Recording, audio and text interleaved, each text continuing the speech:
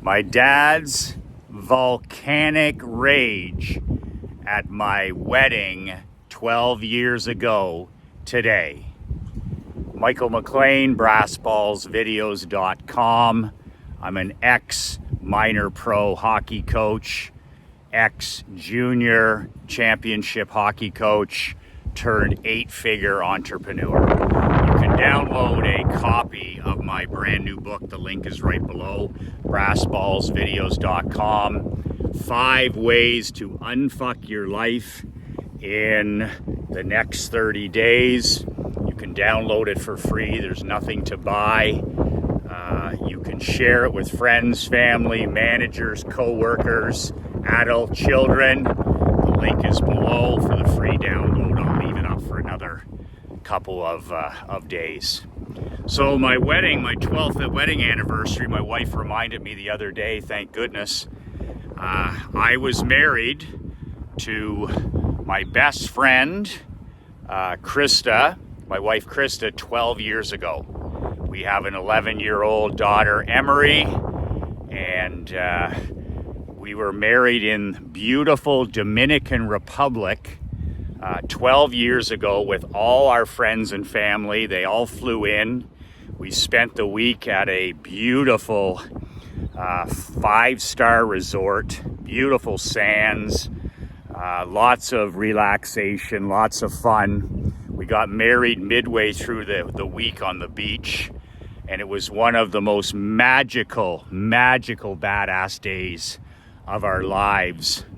But I have a story to share today that'll knock you on your ass, and I think that it can have, if it has half the impact that it had on me, you'll be a much stronger man after today's video. It's not something you would hear from the cupcakes or the wet behind the ear gurus or the pretend experts, but it's a true life story that my dad taught me the day before I became a married man. And if it wasn't for this very unvarnished and candid conversation, one-sided conversation, I'm not sure I would still be married today. I'm not sure I would be the father I am today.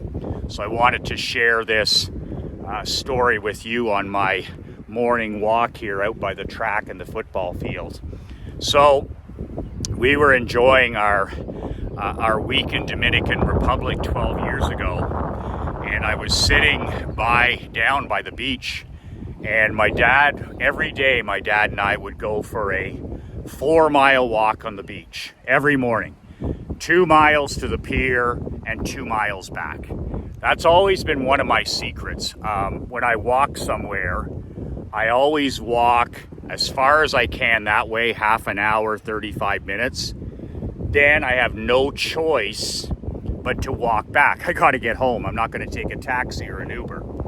So every day we would get up. My dad was in his 70s. He was in great shape. He always loves to walk. It's how he manages his diabetes. He's 90 now, going on 91. And we would get up in the morning sunshine, drink some water, and the two of us would just head 2 miles down the beach and 2 miles back. And like all the walking we did in all the different places we used to vacation, my dad and I have had some of our greatest conversations as father and son on these morning walks. We don't have any cell phones. We don't have any, music. It's just son and father walking in silence and solitude on the white sand. And the hour would go just like that, 2 miles out, 2 miles back.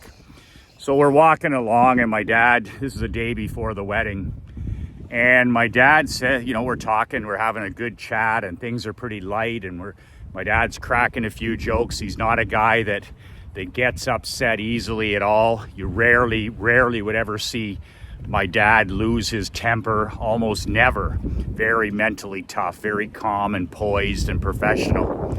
And we're walking on the beach, we're heading back to the hotel. We put in about 3 miles, and for some reason I brought up the story. I said, it's really great that my friend so-and-so, my best friend, is here at the wedding. And I was saying to my dad, you know, it was great that our family and friends come, and it's great that my best friend from high school and from university and from coaching hockey could be here. And my dad stopped dead in the sand on the beach. And he turned to me as the only way that Frank the Tank could turn and look. And he looked at me straight in the face and he said, "What'd you just say?"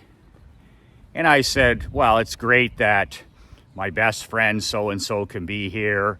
And, you know, it's just great to, you know, to know I have that best friend getting married and him making the effort to come here with his family. It's just great to have my best friend here." And my dad looked at me again and he said, "Are you fucking nuts?" And I was shocked. I was like, "Excuse me?" He said, "Have you lost your mind?" And I said, "Well, I don't think I've lost my mind." He goes, "Do you listen to the way you talk?" And I said, "I don't understand what you're so upset about." He said, "I cannot believe what my ears just heard from you." So we stand there a little bit in the middle of the beach, and he said, "You just said that this guy is your best friend, that you'll be best friends forever. You've been best friends through high school. You've been best friends through university. You've been best friends through your 20s, part of your 30s. You guys are ride or die partners, best friends." He said, "When you get married tomorrow to Krista," he goes, "that's your best friend." He goes, "What in the hell are you talking about? This guy's your best friend. This guy's your ride or die partner, or this guy is your go-to person, or this." He says, "What the hell are you talking about?" He said, "You sound like every other married man." And most marriages, over 50% of them end up in divorce. He said, "You have a new best friend. She's been your best friend for a number of years now. It's why you decided to ask her to marry you. It's why she said yes. And that's your new best friend. That's your BFF, if that's what you call it. That's your ride or die partner. That's your secret weapon. Her, not him. Her, not him." And he looked at me and we started walking a little bit and he said, "You better get this straight in your mind and in your behavior. Because if you don't get it straight, you won't be a married man for long. Your business won't get where it needs to go. You won't win a hockey championship. And you won't build a life where you live life and do business on your own terms, like you're always talking about. You won't be free. You won't have personal sovereignty. You'll be like all these other bootlickers. You'll be a married man with a roommate, or a roommate with a ring, or you'll have that attitude where you're trying to do everything but be at home." And then my dad said, he goes, "Do you remember David Robinson when he played in the NBA?" And I said, "Of course." He said, remember in Sports Illustrated a while ago, a long time ago now, he said, they did an article on David Robinson and this incredible man that he was beyond the court. And there was a reason that he was a leader of his NBA team. He wasn't your typical NBA player or professional athlete. You know, he wasn't about the show. He wasn't about himself. He was about his teammates. But number one, David Robinson was about family. He was about his queen. He was about his children. And the quote that I wrote down, and my dad reminded of me 12 years ago, he said, "What did they say?" He said, "Almost every other athlete is looking for reasons to get out of their house. Golfing, charity, hang out with your pals, drinking events, whatever it is. Looking for ways to get out of their home.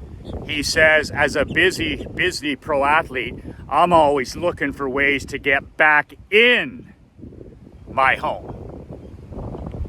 I never forgot that quote.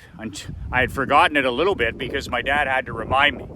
That's the guy you want to be. That's the mindset you want. That's the behavior. And this is coming from my dad, who's been married for 71 years to the same woman. A man who's raised 3 children. He's had 14 different successful companies. He's a grandfather. He's a great-grandfather now. 71 years married to his best friend. You want to be that guy. Not the guy that's looking for excuses on how to get out of his house. Oh, tonight's golf night. Oh, tonight's dart night. Oh, tonight's pickleball night. Oh, tonight's bowling night. Oh, tonight's the night I meet the guys at the pub. Boozing and gambling or hiding in their phones or pornography nowadays. Whatever the hell it is, whatever the escape is, whatever the cowardly escape is, David Robinson talked about how his goal was always the exact opposite of everybody else. Everybody is trying to get out of the house, get away from, I got to get away from her. And Robinson was like, I'm looking for ways to get back into the house. I travel enough as a basketball player. I've got enough commitments. I mean, it's a tough enough life. Once I'm home, I'm not looking for ways to get out of the house even more, to escape even more. He's all in on family, all in on his marriage, all in on his children. And that Sports Illustrated article, I was just stunned at the time. And then my dad never forgot it. He said, you're marrying a woman who is going to support you no matter what. She's going to support you regardless of all your bad decisions, any bad habits. She's going to support all your crazy dreams. She's going to support a man who's got the dreamer's disease. He goes, your mom has supported me for 70 years. 70 years, 14 different companies. The hours, the mistakes, the wins, the losses, the embarrassments, all of it. She's always been there raising you kids. And he said, I married my best friend. And he said, you're in a position to do the exact same thing. Not some guy from high school or college, not some guy from hockey. Your best friend is standing right in front of you. Your queen, your secret weapon. And he kept using that, saying, he goes, your mom is my secret weapon. She's the COO of our family. I'm the CEO, I'm the rainmaker of the family, but your mom is the COO. She's the operations manager. She makes the trains run on time. When you were three young children, she made sure the trains ran on time. She had the system. She had the procedures. She ran the show. She was the offensive coordinator, the defensive coordinator. She was the COO. He goes, I had it easy. I was the rainmaker. I got to open loops and dream about businesses and chase my business dreams because I married my best friend. So he said to me, he goes, I'm going to give you a little piece of advice, a word of warning. If I ever hear you say that anybody but her is your best friend, you and I are going to have a conversation again. He wasn't joking. He doesn't joke about family. He said, that's your best friend. That's your queen. That's your COO. That's your secret weapon. That is the key to the kingdom for you. None of these outside people. And you need to manage your life so that you can spend more time getting back in the house, getting back in around the family. He said to me, he goes, what'd your brother say? He's a lawyer. My younger brother's a lawyer, very successful young man. And he deals with the odd divorce, not a lot, but the odd because he's a real estate lawyer. And I asked my brother about, why so many people get divorced. And he said, well, number one, he said, surprisingly, number two is actually financial. They fight about money. They didn't marry the right person is number one. But here's the thing. People, he said, don't get divorced because they're not in love. He says they get divorced because they don't like each other anymore.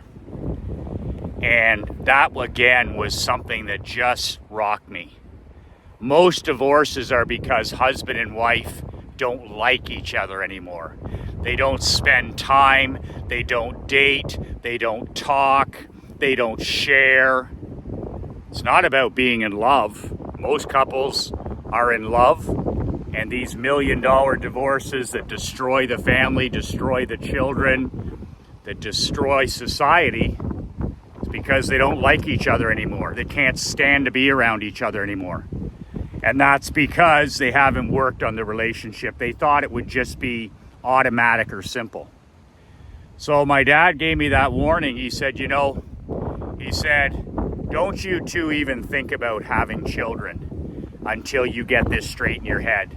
If she's not going to be your best friend, if she's not going to be the person that you tell every secret to, if she's not going to be the person you're 100% candid with, there can be no secrets, there can be no lies.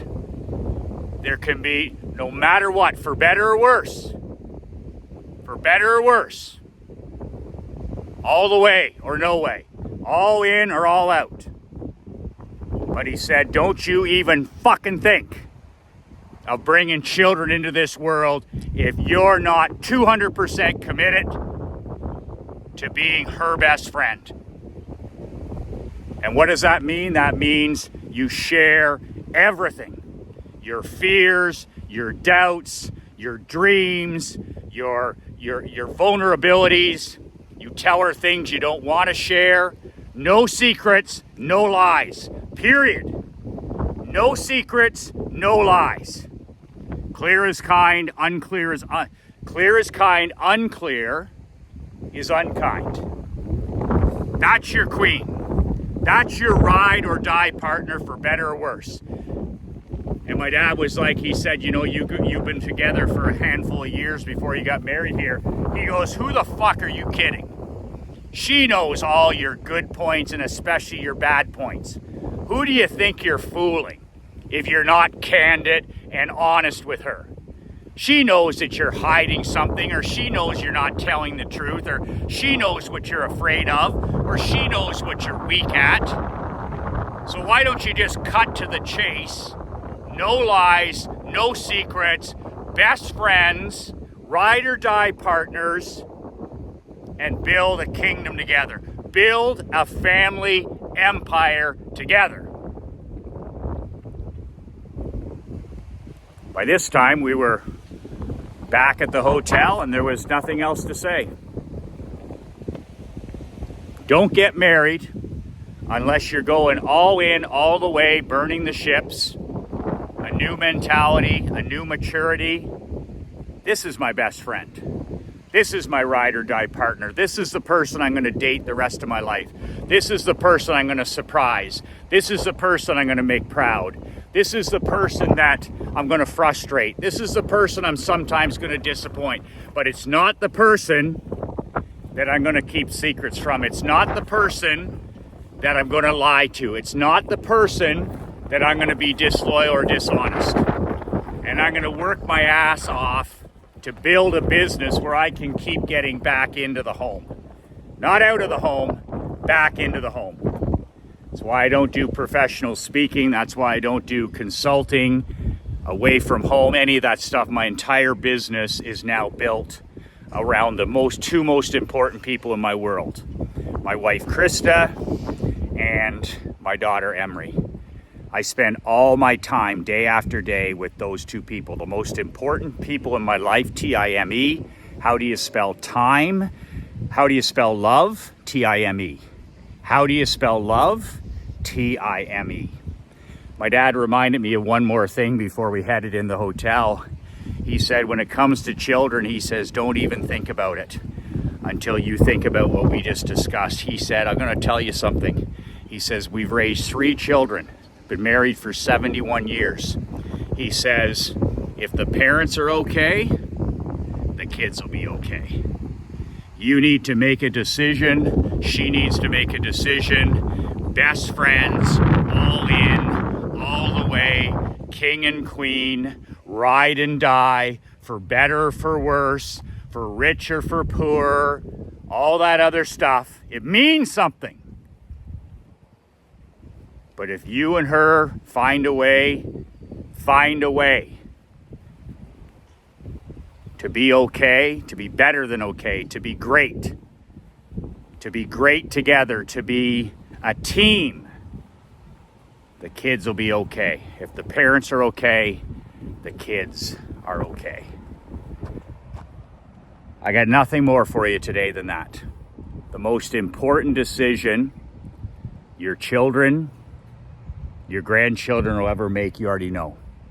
Who they choose to spend their life with, who they choose to marry, who they choose as their king or queen. But we got to be talking about it long before it happens. They might not even want to hear it. But I'm telling you, my dad's message was clear, is the most important decision you'll ever make is who you marry. But our children and grandchildren need to know the importance of it as well, because if they get this decision wrong, they're living life on hard mode. Everything will be difficult. Everything will be a challenge. Everything will be a struggle if they don't marry their best friend, if they don't marry their ride or die partner, if they don't marry their king or queen, their secret weapon. And if you get it right, like my pop was saying, if you get this right, if you attract your best friend, if you earn the privilege of spending your life with them, your ride or die queen, your secret weapon, your best friend, if you're fortunate enough to attract that into your world, and you date each other, you respect each other, no secrets, no lies, and you're good, the kids are going to be good. And you can literally build your own badass empire.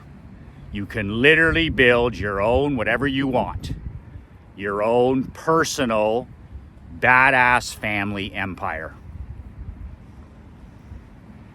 That is the volcanic advice my dad gave me on a beach walk 24 hours before I was married 12 years ago today. Thanks, Pop. Clear is kind, unclear is unkind. You can download a free copy of my brand new book at the link below, or go to brassballsvideos.com. 5 ways to unfuck your life in the next 30 days. Download it for free, print it off, share it with your queen, your ride or die partner, your secret weapon. Share it with your adult children, your managers, your leaders, anybody that needs to hear this message in 2024. Download it, share it. I'd love to hear in the comments below what you think about it. I'd love to hear about your best friend. I'd love to hear about your ride or die partner. I'd love to hear about your secret weapon. I'd love to hear your thoughts on if the parents are okay, the kids will be okay. I want to hear about your personal family empire that you're building. Your wins, your losses, your struggles, your victories, your defeats. brassballsvideos.com below. 2 words that changed my life. 2 words that can change yours. Be relentless.